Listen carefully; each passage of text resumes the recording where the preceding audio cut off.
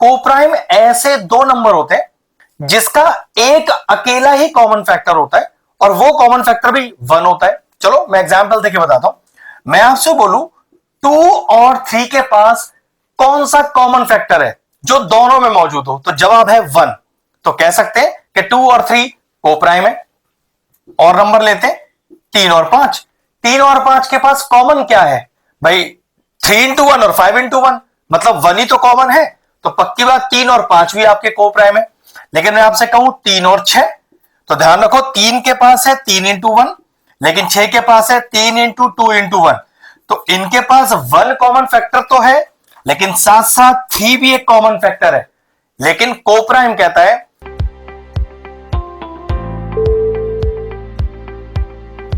Hello friends, वो सारे student जो क्लास 9th को पास करके क्लास 10 में पहुंच चुके हैं और मैथमेटिक्स उन्होंने स्टार्ट कर दिया है। तो सबसे पहला चैप्टर जो उनको आया होगा वो है रियल नंबर्स। और रियल नंबर का सबसे इंपॉर्टेंट टॉपिक जो 3 नंबर की वेटेज रखता है, जो एग्जाम में आना ही आना है, उसके 5 ऐसे बेहतरीन क्वेश्चन लेके आए हैं, मतलब इसमें कोई और दूसरी वैरायटी आपको मिलेगी ही नहीं। पांचों क्वेश्चन सीख जाइए, 3 नंबर आपके पक्के हो जाएंगे। ध्यान रखिएगा, पांचों क्वेश्चनों को सॉल्व करने का तरीका तकरीबन एक ही जैसा है, बस छोटे छोटे स्लाइड चेंजेस होंगे और ये क्वेश्चन चेंज होते जाएंगे।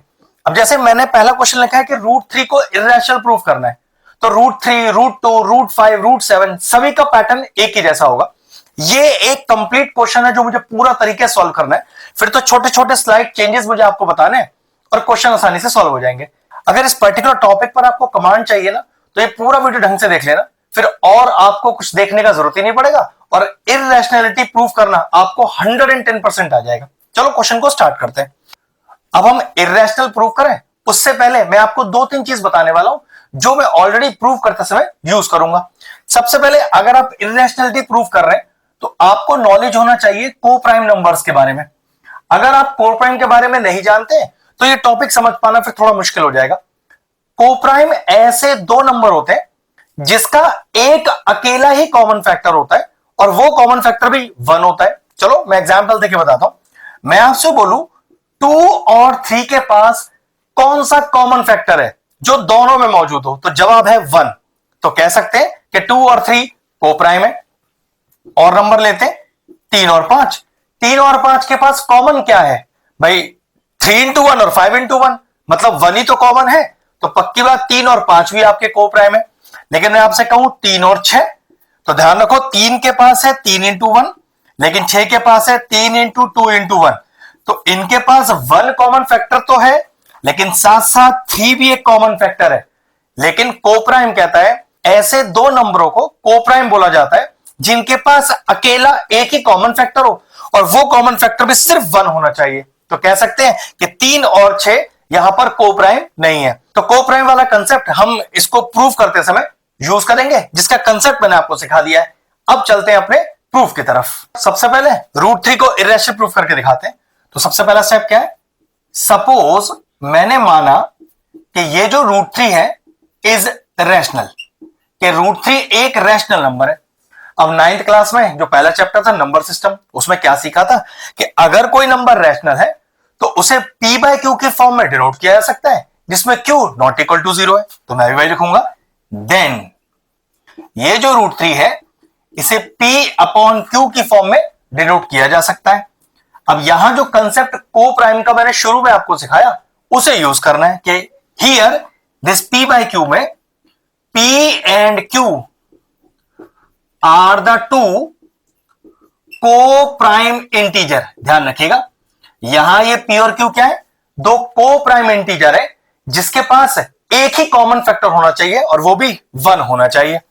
And here q is not equal to 0। ये वो कंसेप्ट है जो तकरीबन हर क्वेश्चन में आप लिखने वाले हो। अब अगला स्टेप, जरा स्क्वायरिंग ऑन बोथ साइड्स कीजिए। तो लिखिएगा स्क्वायरिंग ऑन बोथ साइड, तो क्या आ जाएगा? 3 is equal to p² upon में q²। भाई √3 का स्क्वायर 3 हो जाएगा और p अपॉन q पे होल स्क्वायर आ जाएगा। क्रॉस मल्टीप्लाई कीजिए, ये कितना आ गया? q² is equal to p² upon में 3। इतना कंसेप्ट ठीक है। अब जरा ध्यान से देखिए, यहां पर लिखा हुआ आया कि जो 3 है ये p² को डिवाइड कर रहा है। बिल्कुल डिवाइड कर रहा है। तो क्या ये 3 p को भी डिवाइड करेगा? एक बार बता देता हूं। सबसे पहले स्टेप क्या है? हियर डिवाइड्स किसको? p स्क्वायर को। तो क्या 3 p को डिवाइड करेगा? और 3 डिवाइड्स p।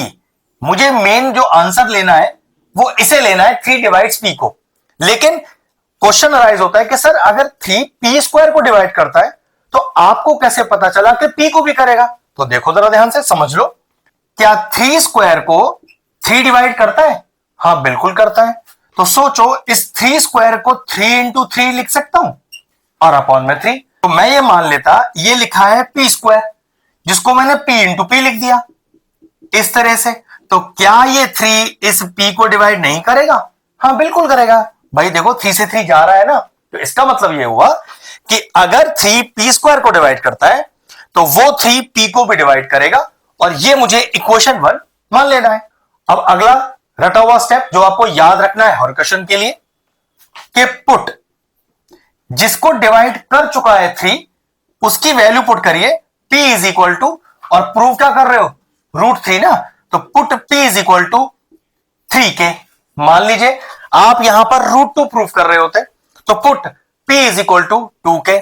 मान लो आप यहां √5 प्रूव कर रहे होते तो put p is equal to 5k। बस इतना सा ही चेंज आने वाला है अगर ये वैल्यू यहां पर चेंज हुई तो। चलो अब p is equal to 3k को आप किसी इक्वेशन में पुट करो। हम क्या करते हैं, यहां पुट कर सकते हैं, यहां भी पुट कर सकते हैं। चलो मैं इसको इक्वेशन 2 मान लेता हूं। मैंने लिखा putting the value of p in equation 2। तो जहां p दिख रहा है वहां 3k पुट कर दीजिए। तो q square is equal to 3k का होल स्क्वायर होल अपॉन 3। खोलिए इसको, तो q square is equal to 9k square upon में 3। 3 3 जा 9 कैंसिल आउट हो गया, क्या बचा? q square is equal to 3k square. क्या ये 3 अब q स्क्वायर के नीचे जा सकता है? हां बिल्कुल जा सकता है। तो अगला स्टेप क्या लिखा मैंने, q square upon 3 is equal to k square. अब देखना जरा, क्या ये 3 q स्क्वायर को डिवाइड करेगा? बिल्कुल करेगा, लिखा ही हुआ है। तो क्या q को भी करेगा? तो देखो जरा, जैसे हमने यहां लिखा था एग्जैक्टली लिखेंगे, हियर 3 डिवाइड्स किसको? q स्क्वायर को, और 3 डिवाइड्स q, और मान लेंगे इक्वेशन 1 मान चुके, 2 मान चुके, इसे मान लिया मैंने 3। अब चीज चेक करो, क्या p और q दो कोप्राइम इंटीजर थे? बिल्कुल थे। और कोप्राइम इंटीजर मैंने क्या बताया था कि इनके पास सिर्फ एक ही कॉमन फैक्टर होना चाहिए, और वो कॉमन फैक्टर भी 1 होना चाहिए। और हमने क्या प्रूफ कर दिया, इस p और q को 3 भी डिवाइड कर रहा है। 1 तो करता ही करता, हमने इन्हें कोप्राइम ले रखा है, लेकिन हमने अपने प्रूफ पे यह भी प्रूफ कर दिया कि p और q को 3 भी डिवाइड कर रहा है। तो जो कि कोप्राइम के केस पे तो पॉसिबल ही नहीं है। तो जो मैंने सपोज किया था तो फिर तो गलत हो गया मेरा सपोजिशन। √3 को प्रूफ करना मैंने सपोज किया था और p और q को कोप्राइम माना था।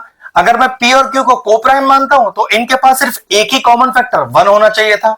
और इक्वेशन 1 और इक्वेशन 3 ये कहते हैं कि p और q के पास एक कॉमन फैक्टर और आ गया है, और वो कौन आ गया है? 3 आ गया है। तो मेरा सपोजिशन रॉन्ग हो गया। और मैंने ये प्रूफ कर दिया कि भाई √3 एक इर्रेशनल नंबर है। लेकिन इस बात को प्रॉपर लिखेंगे कैसे, वो स्टेटमेंट में बोल रहा हूं, आप कॉपी कर लीजिएगा। From equation 1 and 3 p and q have one more common factor 3 other than 1, which is impossible in the case of coprimes. Hence my supposition is wrong. √3 is an irrational number. ये इस पूरे proof का concept था कि मैं p और q को coprime मान के चलूंगा और मैं कहूंगा कि √3 एक रैशनल नंबर है। क्योंकि p और q कोप्राइम है तो उनके पास एक अकेला कॉमन फैक्टर 1 होना चाहिए था। मैंने ये प्रूफ कर दिया कि भाई उनके पास एक कॉमन फैक्टर और है 3, जो कि कोप्राइम के केस में पॉसिबल नहीं है। इसका मतलब यही हुआ कि √3 को p बाय q के फॉर्म में रख ही नहीं सकते, और p बाय q के फॉर्म में नहीं रख सकते तो फिर वो रैशनल नहीं हो सकता। तो रैशनल नहीं होगा तो फिर वो कौन होगा? वो इर्रेशनल होगा। ये लीजिए प्रूव हो गया हमारा। अब बढ़ते हैं इसके सेकंड क्वेश्चन की तरफ। लेकिन सेकंड क्वेश्चन में कुछ करना ही नहीं है। अगर 7√3/2 को आपको इर्रेशनल प्रूफ करना है तो ध्यान रखिएगा, आप सबसे पहले इसमें √3 को इर्रेशनल प्रूफ करेंगे, जो हमने अभी आपको पूरा कंसेप्ट दिया। लास्ट में आप आ गए कि √3 इज इरेशनल, जैसे हमने यहां अभी प्रूफ कर दिया। लेकिन क्वेश्चन है कि सर √3 थोड़ी ना दिया है, 7√3/2 दिया है। तो आप लिखोगे, आपने इसका प्रूफ क्या लिखा लास्ट में कि √3 इज इरेशनल। भाई यही तो प्रूफ किया है कि √3 एक इरेशनल नंबर है। तो आप लिखोगे कि सिंस √3 इज इरेशनल, तो किसी भी इरेशनल में कोई भी नंबर मल्टीप्लाई करो, डिवाइड करो, वो इरेशनल ही रहेगा। तो लास्ट में लिख दोगे since √3 irrational, then 7√3/2 is also an irrational number. बात खत्म हुआ, कुछ एक्स्ट्रा करना ही नहीं है। कहने का मतलब है कि 7√3/2 को इरेशनल प्रूफ करने के लिए पहले √3 को ही इरेशनल प्रूफ करना पड़ेगा। जब पूरा प्रूफ ऑफ कर देंगे और जब लास्ट लाइन लिखेंगे कि भाई √3 इरेशनल मैंने प्रूफ कर दिया है, तो बस अगला स्टेप लिख देंगे कि अगर √3 इरेशनल है तो 7√3/2 भी आगे इरेशनल ही होगा, क्योंकि किसी भी इरेशनल नंबर में कोई भी नंबर आप मल्टीप्लाई करें, डिवाइड करें, वो इरेशनल ही रहता है। ये दो क्वेश्चन हमारे कंप्लीट हुए। अब बढ़ते हैं क्वेश्चन नंबर 3 की तरफ। तो कैसे स्टार्ट करना है क्वेश्चन नंबर 3? यहां पर लिखा है कि 1/√5 को आपको इरेशनल प्रूफ करना है। तो देखो स्टार्ट कैसे करना है कि सपोज, फिर मैंने माना कि 1/√5 इज रैशनल। मैंने शुरू में ही कहा था ना, सारे क्वेश्चनों का जो करने का कंसेप्ट है तकरीबन एक जैसा है, छोटे छोटे स्लाइड चेंजेस करने, क्वेश्चन चेंज हो जाता है। तो सपोज 1/√5 इज रैशनल, और अगर 1/√5 रैशनल है then it can be written in the form of p/q, जिसमें p और q क्या है हमारे लिए, वही सेम कि p and q are two coprime integer, बिल्कुल प्रॉपर लिखना है, and q is not equal to 0। अगर को प्राइम इंटीजर है तो इनके पास एक ही कॉमन फैक्टर होना चाहिए और वो भी 1 होना चाहिए। ठीक है, तो चलिए स्क्वायरिंग ऑन बोथ साइड्स किया तो क्या आ गया, 1/5 इज इक्वल टू p²/q²।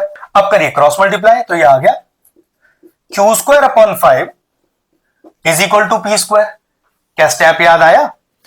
क्या ये 5 q² को डिवाइड कर रहा है? बिल्कुल कर रहा है। तो क्या q को भी करेगा? 100% करेगा। इस वाले प्रूफ में समझी थे ये वाली बात? बस अंतर इतना है, जब हम √3 कर रहे थे तो पहले डिवाइड p² हो गया था, क्योंकि 1/, में कर रहे हैं तो पहले q² डिवाइड हो जाएगा, वरना आपके कंसेप्ट में कोई चेंज नहीं आएगा। तो क्या लिखेंगे, हियर 5 डिवाइड्स q² और 5 डिवाइड्स q, और क्या करेंगे, इक्वेशन 1 मान लेंगे। क्योंकि q डिवाइड हो चुका है तो q की वैल्यू ही इंसर्ट की जाएगी। तो put q is equal to √5 वाला कंसेप्ट यूज कर रहे हैं ना, तो put q is equal to 5k, और इस 5k की वैल्यू को फिर से यहां पर इस इक्वेशन में डाल दीजिए, मेक इट इक्वेशन 2। तो putting q is equal to 5k in equation 2, चलिए पुट करिए, तो 5k का whole square upon 5 is equal to p², कितना आ गया, 25k² upon 5 is equal to p²। ये कैंसिल आउट हो गया, तो 5k² is equal to p², तो k² is equal to p² upon 5। क्या पता चला, क्या ये 5 p² को डिवाइड कर रहा है? बिल्कुल कर रहा है। तो क्या p को भी करेगा? बिल्कुल करेगा, जैसे यहां पर वाला कंसेप्ट लिखा हमने। तो मैंने लिखा फिर से, हियर 5 डिवाइड्स p² और 5 डिवाइड्स p, और मैंने इसके क्वेश्चन क्या मान लिया, 1 और 2 मान चुके हैं, 3 मान लिया। तो चेक करो, इक्वेशन 1 और इक्वेशन 3 में हमें क्या पता चला कि q और p को एक और फैक्टर डिवाइड कर रहा है 5, लेकिन p और q तो को प्राइम थे, उसे तो 1 के अलावा और कोई डिवाइड कर ही नहीं सकता। इसका मतलब यह हुआ कि ये p और q अब को प्राइम नहीं है। को प्राइम नहीं है तो फिर ये p/q की फॉर्म में रखे नहीं जा सकते, और अगर p/q की फॉर्म में नहीं रखे जा सकते तो भाई फिर 1/√5 रैशनल भी नहीं है। तो क्या प्रूफ कर दिया हमने, from equation 1 and 3 p and q have one more common factor 5 other than 1, which is impossible in the case of coprimes. Hence my supposition is wrong. 1/√5 is an irrational number. ये लीजिए prove हो गया। बात आते हैं चौथे पर। तो चौथा क्वेश्चन भी वैसा ही है। देखो 7/5 √5, तो 7/5 का कुछ नहीं करना। पहले इस पूरे क्वेश्चन में आपको 1/√5 को ही इरेशनल प्रूफ करना है, जो कि ऑलरेडी मैंने आपको कर दिया है। जब आप इस क्वेश्चन का फाइनल आंसर लिखेंगे कि भाई क्या लिखेंगे, 1/√5 इज इरेशनल, ऐसे ही लिखने वाले हैं ना, तो आप कहोगे कि since 1/√5 is irrational then 7/5 is also irrational, क्योंकि किसी भी इरेशनल नंबर में कुछ भी मल्टीप्लाई करो, डिवाइड करो, वो नंबर इरेशनल ही रहेगा। तो प्रूव हो गया कि अगर 1/√5 इरेशनल है तो 7/5 भी एक इरेशनल नंबर ही होगा। तो कह सकते हैं 4 क्वेश्चन हमारे कंप्लीट हो गए। आखिरी क्वेश्चन 5th की तरफ बढ़ते हैं। चलिए क्वेश्चन 5 देखते हैं कि 7 - 3√2 को इरेशनल प्रूफ करना है। इसका कंसेप्ट भी कुछ ज्यादा डिफरेंट नहीं है, देखो ध्यान से। सबसे पहले वही स्टार्ट वाले स्टेप एकदम सेम है कि सपोज 7 - 3√2 इज रैशनल। मैंने माना कि ये जो 7 - 3√2 है वो एक रैशनल है, और अगर ये रैशनल है तो इसे p/q की फॉर्म में लिखा जा सकता है, बिल्कुल सेम कंसेप्ट है। Then 7 - 3√2 can be written in the form of p/q, और मैं यहां पर क्या लिखूंगा, अब तो आपको पता ही है कि p and q are the two coprime integers, comma q not equal to 0। और अगर p और q दो को प्राइम इंटीजर है तो इनके पास एक ही कॉमन फैक्टर 1 होना चाहिए।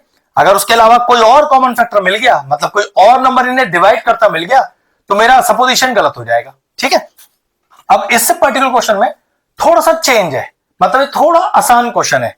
क्या करो, कोशिश करो कि ये जो यहां पर √2 दिख रहा है ना, ये बिल्कुल अकेला हो जाए इस पूरे एक्सप्रेशन में। तो देखो कैसे अकेला करेंगे इसको। 7 माइनस का p/q इज इक्वल टू 3√2। मैंने क्या किया, इस p/q को उधर लिया है और 3√2 को उधर ले गए। हाँ बिल्कुल कर सकते हैं, साइन चेंज कर दिया है। मैंने कहा था ना √2 बिल्कुल अकेला कर रहा है, तो 3 जो मल्टीप्लाई में है इधर डिवाइड में ले आइए, तो कितना हो जाएगा चेक करो। तो देखो जरा 3 आ गया डिवाइड में, और ये हो गया 7 माइनस का p/q इज इक्वल टू √2। ध्यान रखिएगा, आपको इस पर्टिकुलर एक्सप्रेशन में एक्सप्रेशन कुछ भी दिखाई दे, जो भी रूट वाला टर्म हो उसे बिल्कुल अकेला कर देना। चलो अगला स्टेप देखते हैं। तो ये कितना आ गया, ये आ गया 7/3 माइनस का p/3q इज इक्वल टू √2। अब कंसेप्ट समझो ध्यान से जरा। क्या 7/3 एक रैशनल नंबर है? हाँ भाई, फ्रैक्शनल नंबर है ना, फ्रैक्शंस हमेशा रैशनल ही होते हैं, p/q का फॉर्म ही तो है। तो लिखेंगे हियर 7/3 इज रैशनल। मैं लिख के दिखाता हूं, हियर 7/3 इज रैशनल, बिल्कुल रैशनल है। चेक करो क्या ये भी फ्रैक्शनल फॉर्म है? हाँ, तो आप लिखोगे p/3q इज ऑल्सो रैशनल। और किसी रैशनल नंबर में से अगर किसी रैशनल नंबर को सब्ट्रैक्ट करो या ऐड करो, रैशनल ही रहता है। एंड 7/3 माइनस का p/3q is also rational, is also rational. बिल्कुल, ये बात तो प्रूव हो गई कि इस पूरे एक्सप्रेशन का जो LHS है वो तो रैशनल है, लेकिन but it is equal to, ये पूरा का पूरा LHS किसके बराबर है? √2 के बराबर, जो कि एक इरेशनल नंबर है। अब यहां आपको थोड़ा सा कंसेप्ट ध्यान रखना है।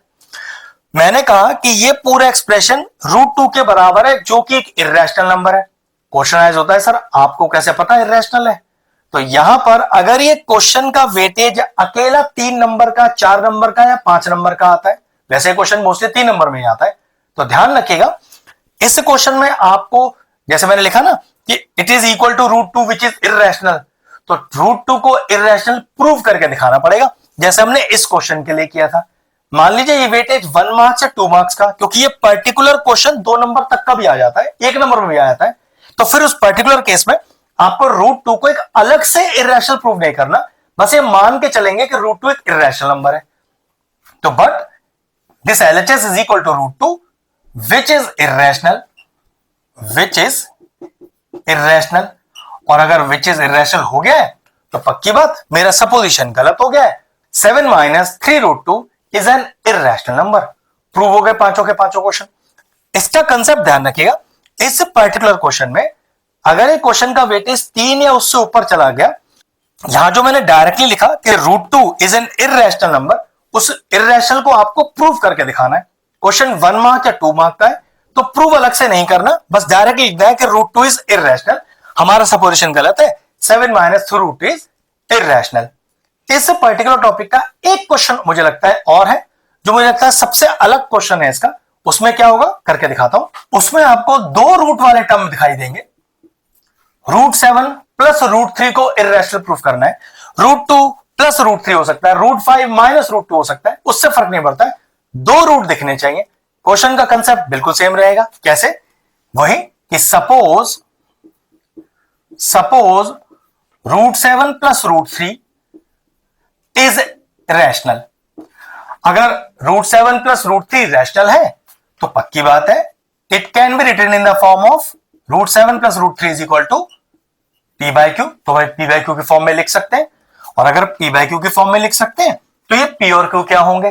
p and q are the 2 coprime integers, comma q is not equal to 0। बिल्कुल रटा हुआ स्टेप है, सेम लिख दीजिएगा। क्योंकि यहां 2 रूट वाले टर्म है तो एक बारी में एक रूट को अलग करना है यहां पर, तो किसी भी एक रूट को दूसरी साइड ले जाइए। चलो मैं √7 को उधर ले जाता हूं, आप चाहो तो √3 को भी लेके जा सकते हो।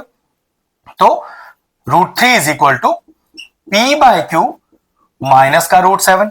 Now squaring on both sides, squaring करते हैं तो √3 पे भी स्क्वायर और p/q माइनस √7 पे होल स्क्वायर करो, होल स्क्वायर तो 3 का स्क्वायर तो 3 हो गया, और यहां a माइनस b का होल स्क्वायर रहेगा जो हमने पॉलिनोमियल चैप्टर में सीखी आइडेंटिटी। तो a स्क्वायर, ध्यान से देखिएगा, प्लस √7 का स्क्वायर माइनस का 2a और b।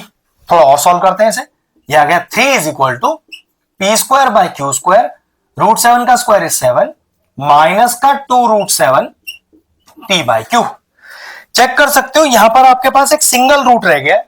तो हमने जो पीछे वाला क्वेश्चन किया था वहां भी तो सिंगल रूट था, और नियम क्या किया था, हमने उस सिंगल रूट को अलग कर लिया था। तो यहां पर भी ये √7 बिल्कुल अलग कर दिया जाएगा पूरे एक्सप्रेशन में से, लेकिन करने का तरीका जरा ध्यान से देखिएगा।